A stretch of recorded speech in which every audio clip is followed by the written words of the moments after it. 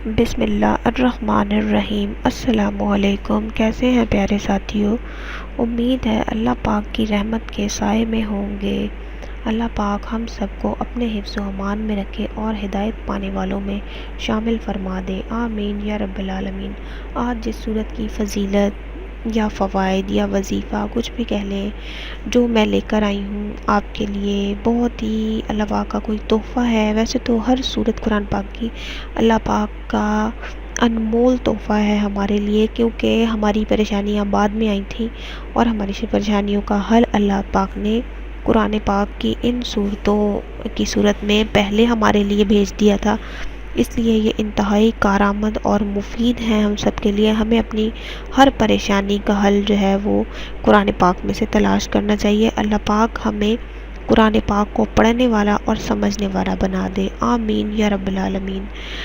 اب میں آپ کو سورت بتاؤں گی۔ آج جس سورت کی فضیلت میں لے کر آئی ہوں وہ سورہ مریم ہے۔ سورہ مریم کی بہت زیادہ فضیلت ہے، بہت اہمیت ہے، اور اس کے فوائد پڑھنے کے میں آپ کو بتاؤں گی۔ اگر کسی کو اولاد نہ ہوتی ہو، عورت بے اولاد ہو، اور اس کو چاہیے کہ روز بعد نماز فجر سورہ مریم پڑھ کر اللہ پاک سے دعا کرے، اللہ پاک انشاءاللہ بہت جلد اولاد کی نعمت سے نواز دے گا۔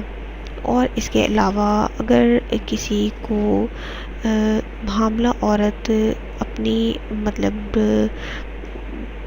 پریگنینسی کے دوران وہ 9 مہینے تک روز ایک مرتبہ سورہ مریم پڑھ لے گی تو زچگی کی جو حالت ہوتی ہے اس میں بہت آسانی ہوگی اور ڈیلیوری میں آسانی ہوگی۔ بہت زیادہ فائدہ ہے سورہ مریم پڑھنے کا، بچے کی پیدائش میں آسانی ہو جاتی ہے۔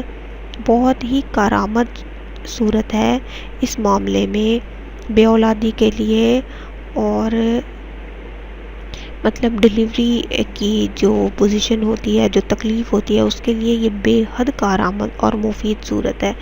آپ اس کو پڑھ کے اپنی تکلیف جو ہے وہ کم کر سکتے ہیں، دور کر سکتے ہیں، ختم کر سکتے ہیں۔ ہر وظیفہ، ہر عمل، ہر چیز سے فائدہ اٹھانے کے لیے ضروری ہے کہ آپ اس کو یقین کے ساتھ کریں۔